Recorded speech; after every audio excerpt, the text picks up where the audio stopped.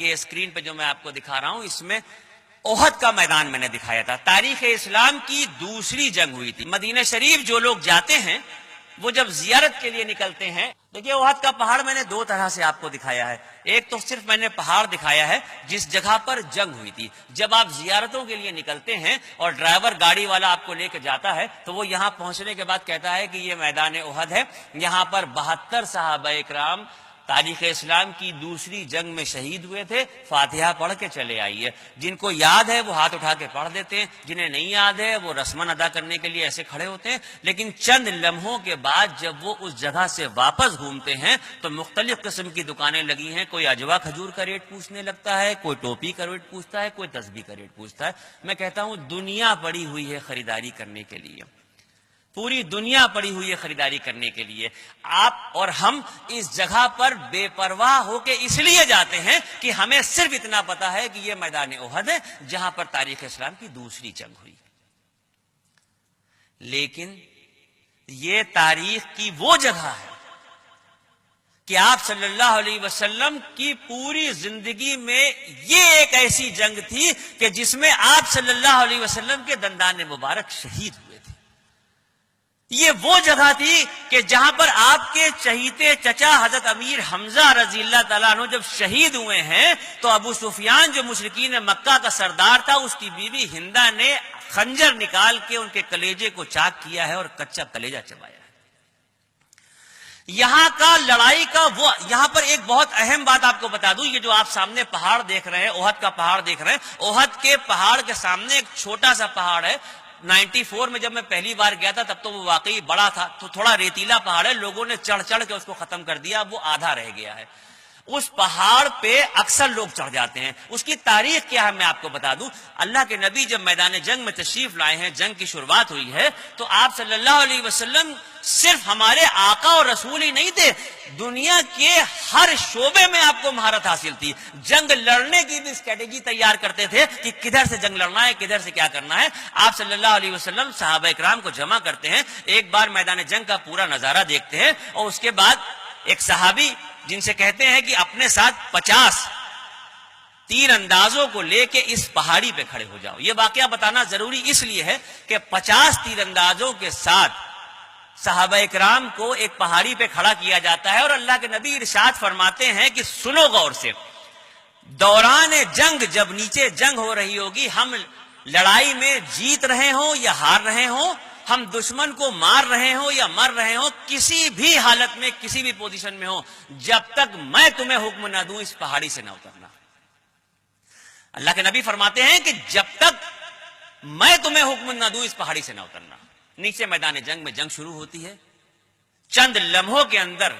یہ عالم ہوتا ہے کہ دشمن منہ پھیر کے بھاگ رہا ہے، مسلمان دشمن کو اس کی صفوں سے بھی آگے ڈھکیل دیتے ہیں، اور تقریباً یہ طے ہو جاتا ہے کہ مسلمانوں کو اس جنگ میں پھر سے فتح حاصل ہوئی۔ یہ عالم تھا کہ میدان جنگ میں تمام کے تمام صحابی جو لڑ رہے تھے، کچھ ایک طرف بیٹھے تھے، کچھ ایک طرف بات کر رہے تھے، کچھ اللہ کے نبی کے ساتھ تھے،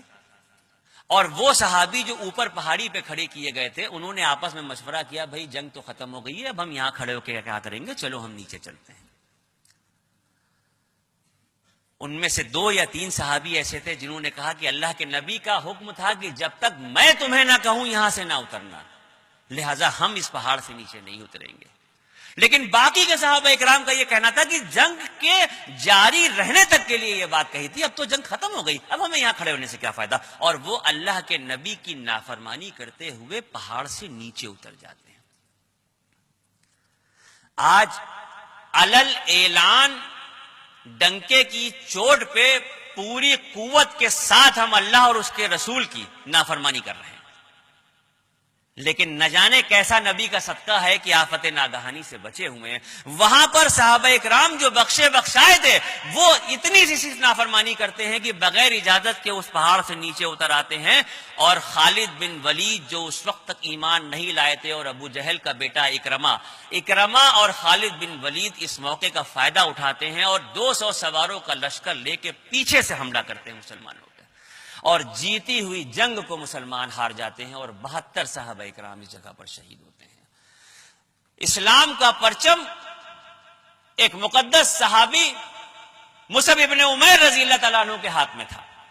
مصعب ابن عمیر رضی اللہ تعالیٰ عنہ وہ صحابی ہیں جن کو یہ شرف حاصل ہوا کہ تاریخ اسلام کا سب سے پہلا جمعہ ان کی امامت میں مسلمانوں نے پڑھا تھا۔ ان کے ہاتھ میں اسلام کا پرچم ہے۔ غور کیجئے گا، دیکھیے گا تو وہ آپ کو منظر احد کے میدان کا دکھے گا کہ مصعب ابن عمیر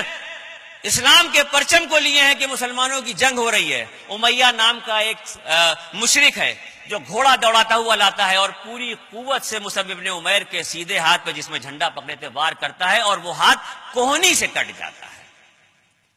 کسی کا اگر کوہنی سے ہاتھ کٹے گا تو اس کی تکلیف کا کیا اندازہ ہوگا، آپ اندازہ کر سکتے ہیں؟ سب سے پہلے آدمی اپنے زخم کی طرف دیکھے گا، لیکن مصعب ابن عمیر کٹے ہوئے ہاتھ کی پرواہ کیے بغیر اسلام کے پرچم کو زمین پہ گرنے سے بچانے کے لیے لپک کے دوسرے ہاتھ سے وہ جھنڈا پکڑ لیتے ہیں۔ امیہ اس نظارے کو دیکھنے کے بعد گھوڑا موڑتا ہے، دوبارہ سے گھما کے لاتا ہے اور پوری قوت سے دوسری کوہنی پہ وار کرتا ہے اور دوسرا ہاتھ بھی کوہنی سے کٹ جاتا ہے۔ جب کوہنی سے دونوں ہاتھ کسی کے کٹ جائیں گے تو پھر پرچم تو اسلام کا زمین میں گر جائے گا، لیکن ایمان اس دور کا نہیں، ایمان اس دور کا تھا۔ مصعب ابن عمیر کوہنی سے کٹے ہوئے دونوں ہاتھوں کو ایسے جوڑ کے اسلام کے پرچم کو سینے سے لگا لیتے ہیں۔ امیہ بھڑک اٹھتا ہے کہ اس قوت کے یہ دونوں وار بیکار گئے۔ گھوڑے کو موڑتا ہے، پیچھے لے جاتا ہے اور دوڑاتا ہوا گھوڑے کو لے کے آتا ہے اور پوری قوت سے بلم ان کے سینے میں ڈال دیتا ہے۔ اور اب یہ عالم ہوتا ہے کہ مصعب ابن عمیر لڑکھڑا کے اپنی جگہ پہ گر رہے ہوتے ہیں اور اس منظر کو دیکھتے ہوئے ان کے برابر میں ہی ان کے سگے بھائی ابو روم جو میدان جنگ میں جنگ لڑ رہے تھے، آپ اندازہ کر کے دیکھیں کہ جس بھائی کے دونوں ہاتھ کٹ گئے ہوں، سینے میں بلم چلا گیا ہو، تو سگا بھائی اپنے بھائی کو بچائے گا یا کچھ اور کرے گا؟ لیکن ابو روم اس حالت میں یہ نظارہ دیکھنے کے بعد اپنے بھائی کو چھوڑ کے اسلام کے پرچم کو تھام لیتے ہیں کہ یہ پرچم اسلام نہ جھک سکتا ہے نہ گر سکتا ہے۔ 72 صحابہ اکرام یہاں پہ شہید ہوتے ہیں۔ جس وقت میدان جنگ میں تیروں کی بارش ہو رہی تھی، آپ صلی اللہ علیہ وسلم بھی اپنے ساتھ ترکش اور تیر لے کے گئے تھے، لیکن 2-4 تیر چلانے کے بعد آپ کے ترکش کی کمان ٹوٹ گئی تھی تو آپ نے رکھ دیا تھا۔ آپ صلی اللہ علیہ وسلم کے ساتھ ایک صحابی ہیں سعد بن وقاص رضی اللہ تعالیٰ عنہ، اللہ کے نبی کے ساتھ کھڑے ہیں، سامنے سے مشرکین مکہ کو جنگ کے دوران آتے ہوئے دیکھ رہے ہیں۔ سعد اپنے ترکش سے تیر نکالتے ہیں، تیروں کی بارش کرتے ہیں، ایک ایک تیر ان کا نشانے پہ لگتا ہے اور آنے والوں کے قدموں کو روک رہا ہوتا ہے، لیکن کب تک؟ سعد بن ابی وقاص کے ترکش میں کتنے تیر ہوں گے؟ چند لمحوں کے بعد وہ منظر ہوتا ہے کہ ترکش کے تیر ختم ہو جاتے ہیں اور دشمن آگے بڑھ رہا ہے، کوئی دوسرا نشانے پہ نہیں ہے، نشانے پہ اگر کوئی ہے تو وہ اللہ کے نبی ہے کہ کسی طرح سے ان کو نقصان پہنچا دیا جائے۔ یہ عالم تھا کہ آپ صلی اللہ علیہ وسلم اپنے ترکش سے تیر نکالتے ہیں، سعد بن وقاص رضی اللہ تعالیٰ عنہ کی طرف بڑھاتے ہیں اور جو جملہ ارشاد فرماتے ہیں وہ تاریخ اسلام میں کسی صحابی کے لیے کبھی نہیں کہا۔ آپ ارشاد فرماتے ہیں کہ سعد، میرے ماں باپ تم پہ قربان، تیر پہ تیر چلائے جاؤ۔ اے سعد، میرے ماں باپ تم پہ قربان ہے، تیر پہ تیر چلائے جاؤ، تیر پہ تیر چلائے جاؤ۔ آپ اندازہ کر سکتے ہیں کہ کیا لمحہ ہوگا، کیا موقع ہوگا۔ اور اس کے بعد دوسری طرف سے پوری قوت سے پتھر کا ایک وار ہوتا ہے جس میں آپ صلی اللہ علیہ وسلم کے دندان مبارک شہید ہوتے ہیں۔ ایک خاتون ہے، ام عمارہ ان کا نام ہے، وہ میدان جنگ میں زخمیوں کو پانی پلانے کا کام کر رہی تھی۔ انہوں نے دیکھا کہ اللہ کے نبی پہ اس طریقے کا حملہ ہو رہا ہے اور میں زخمیوں کو پانی پلا رہی ہوں، تلوار لے کے میدان جنگ میں کود گئی اور تاریخ سے پتہ چلتا ہے کہ 40 زخم ان کی پیٹھ پہ آئے ہیں اور اس کے بعد وہ وہیں پر شہید ہو جاتی ہیں۔ ایک خاتون اللہ کے نبی کو بچانے کے لیے اس طریقے سے میدان احد میں آئی ہوئی۔ اور اس کے بعد یہ جو مدینے کی سڑک ہے، سڑک سے تقریباً 28 یا 30 فٹ کی اونچائی پہ یہ وہ غار ہے کہ جب آپ صلی اللہ علیہ وسلم کے دندان مبارک شہید ہوئے ہیں اور جنگ کا ہمہمہ تھما ہے تو صحابہ اکرام آپ کو اپنے ساتھ پکڑا کے اس جگہ پہ لائے تھے اور یہاں پر کچھ دیر آپ نے آرام فرمایا تھا. یہ جگہ آج بھی ہے. جن لوگوں کو خلش ہوتی ہے، جستجو ہوتی ہے، وہ ڈرائیور سے خوشامد کر کے، کیونکہ احد کے پیچھے کی طرف کا یہ حصہ ہے، ہر آدمی جانتا نہیں، ہر آدمی پہنچ نہیں پاتا. میں چونکہ بیان کر رہا ہوں وہاں کا، لہذا ایمانداری کے ساتھ چاہتا ہوں کہ آپ کو ایک ایک چیز بتا دی جائے. آپ میں جوش ہوگا، جذبہ ہوگا، رسول سے عشق ہوگا تو ڈھونڈ کے یہاں پہ پہنچیں گے آپ. میدان احد کے بعد تیسری تاریخ اسلام کی جو جنگ تھی وہ جنگ خندق کے نام سے تھی. اور جنگ خندق سے پہلے مشرکین مکہ کا یہ پیغام آیا تھا کہ وہ اپنی تاریخ کا سب سے بڑا لشکر لے کے آ رہے ہیں. بدر میں 1000 آئے تھے، احد میں 10,000 آئے تھے، اور خندق میں تقریباً 22 سے 24,000 کے قریب مشرکین مکہ لڑنے کے لیے آئے تھے. جو موقع مسجد نبوی کی تعمیر کے وقت کا تھا، جو جملہ آپ نے اس وقت ارشاد فرمایا تھا، وہی جملہ آپ نے اس وقت بھی دوبارہ دہرایا کہ کسی اور کی طرف بھروسہ نہ کرو، اپنے بازوؤں پہ بھروسہ کرو، اور آؤ ہم خود مل کے اس خندق کی کھدائی کرتے ہیں. اور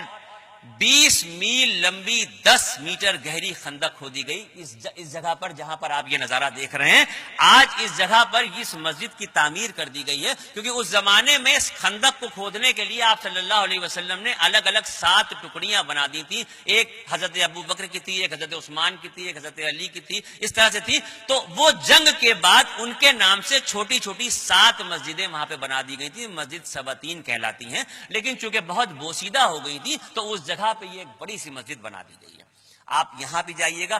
یہاں بھی نماز پڑھیے گا، لیکن یہاں کی ایک بات آپ کو ضرور بتا دیے جائیں، نمازوں کا فرض جس دن اللہ رب العزت کی طرف سے ہوا تھا، اس دن سے لے کے اور دنیا سے پردہ فرمانے تک آپ صلی اللہ علیہ وسلم کی کوئی نماز قضا نہیں ہوئی. لیکن چونکہ آپ کو اللہ رب العزت نے نمونہ کامل بنا کے دنیا میں بھیجا تھا، لہذا امت کی اصلاح کے لیے کوئی بھی لمحہ ایسا نہیں ہے جس کا تعلق آپ کی زندگی سے نہ ملتا ہو. آج اگر ہم قضا کر کے نماز پڑھتے ہیں تو اگر ہمیں یہ پتہ ہی نہ ہوتا کہ نماز اگر قضا ہو جائے تو کیسے پڑھیں، تو ہم کیسے نماز پڑھتے. جنگ خندق کا موقع تھا، آخری دن جنگ خندق میں لڑائی کا یہ عالم تھا کہ دشمن ہر طرف سے مسلمانوں کے اوپر حاوی ہو چکا تھا. اس طریقے سے تیر چل رہے تھے جیسے بوندیں برس رہی ہوں، اس طریقے سے تلواریں چمک رہی تھی جیسے بجلی کون رہی ہو. اور یہ موقع تھا، اس زمانے میں جنگ کے دوران ہوتا یہ تھا کہ آگے مسلمان جنگ لڑ رہے ہوتے تھے، اور جب نماز کا وقت ہوتا تو پیچھے کے مسلمان 1 رکعت کی نماز پڑھتے تھے، اور نماز پڑھنے کے بعد وہ جنگ کے دوران ہی شفل ہو جاتے تھے، پیچھے والے آگے ہو جاتے تھے، آگے والے پیچھے ہو جاتے تھے، اور نماز جنگ کے دوران بھی قضا نہیں ہوتی تھی.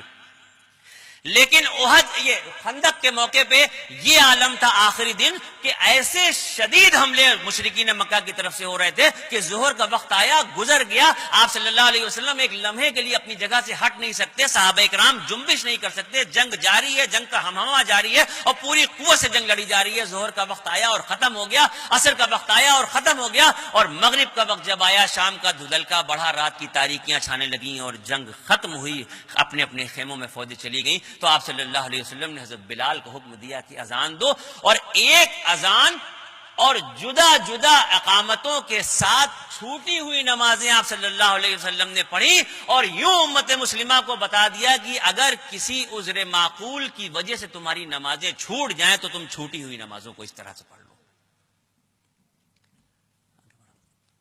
جنگ خندق کے بعد جنت البقیع، مدینے کا قبرستان، آپ صلی اللہ علیہ وسلم نے ارشاد فرمایا کہ قیامت کے دن جب دوبارہ سے قبروں سے سب کو اٹھایا جائے گا تو سب سے پہلے میں اپنی قبر سے نکلوں گا، ابو بکر اور عمر میرے ساتھ ہوں گے، اس کے بعد جنت البقیع کے لوگ قبروں سے نکالے جائیں گے، اور اس کے بعد مکے کا قبرستان جنت المالا سے نکالے جائیں گے. یہ جنت البقیع کا قبرستان بالکل دیکھ لیجئے روضہ رسول کے سامنے کے حصے میں ہے، جہاں سے آپ باب جبریل سے داخل ہوئے تھے یا جہاں آپ باب بقیع سے نکلے تھے اس کے سامنے یہ ہے. یہاں جائیے گا، ہاتھ اٹھائیے گا، فاتحہ پڑھ لیجئے گا، یہ جنت البقیع ہے. اب تقریباً میں نے مدینہ منورہ کی ساری زیارتیں آپ کو یہاں سے کرائیں، احتراماً بتایا کہ کہاں جانا ہے، کیسے کرنا ہے، کیا کرنا ہے. اب وقت آ رہا ہے کہ آپ مکہ شریف کا سفر کریں، لیکن مدینہ شریف سے نکلنا کسی عاشق سے پوچھیے، مدینہ شریف سے واپس آنا کسی عاشق رسول سے پوچھیے. یوں دل کی کیفیت ہوتی ہے کہ جیسے جسم سے روح نکل رہی ہو۔ نگاہ گنبد خضرا کے گرد پھرتی تھی، نگاہ گنبد خضرا کے گرد پھرتی تھی، میں دل کو تھام کے رخصت ہوا مدینے سے۔ لکھنؤ کے ایک شاعر ہیں حمید صاحب، انہوں نے بڑا پیارا ایک شعر کہا ہے کہ حمید جان نکلتی ہے آہ سینے سے، تیرے فدائی نکلتے ہیں جب مدینے سے۔ میں اس لمحے کو بہت بھاری سمجھتا ہوں جب مدینے پاک سے ہندوستان واپسی ہو رہی ہو۔ پھر قدموں کو اٹھانا آسان نہیں ہوتا، لیکن آپ کی خوش نصیبی یہ ہے کہ چونکہ آپ حج کے ویزے پہ جا رہے ہیں اور پہلے مدینہ جا رہے ہیں، تو آپ کے دل میں کم سے کم دل کو تسلی دینے کے لیے ایک آسرا یہ ہے کہ اگر آپ روضہ رسول سے رخصت ہو رہے ہیں، اگر آپ نبی کے شہر سے جا رہے ہیں تو اللہ کی بارگاہ میں جا رہے ہیں۔ تو یہ ایک ایسا آسرا ہے کہ جو آپ کو حوصلہ دے گا، ہمت دے گا کہ آپ روضہ رسول پہ سلام پیش کر کے، اظہار عقیدت کا نذرانہ پیش کر کے چلتے چلتے اس بات کی دعا کیجیے گا۔ بڑی پیاری ایک دعا ہے کہ اتنا ضرور آدمی کو کہہ دینا چاہیے، جس کے اندر تڑپ ہو وہ اتنا ضرور کہہ دے کہ یا رسول اللہ، جب ہمارے گھر کوئی مہمان آتا ہے اور ہم اس کی پوری خاطر کر لیتے ہیں، اور جب وہ اپنے گھر واپس جاتا ہے تو ہم اس سے یہ ضرور کہتے ہیں کہ دیکھیں پھر آئیے گا۔ اے اللہ کے رسول آپ بھی ایک بار کہہ دیجئے کہ پھر آنا۔ اے اللہ کے رسول آپ بھی ایک بار کہہ دیجئے کہ پھر آنا۔ اے اللہ کے رسول آپ کے مہمان نوازی میں کوئی کمی نہیں رہی ہے، ہماری عادت سی ہو گئی ہے، ہمیں پھر بلائیے گا۔ جب مدینے سے آپ چلیں گے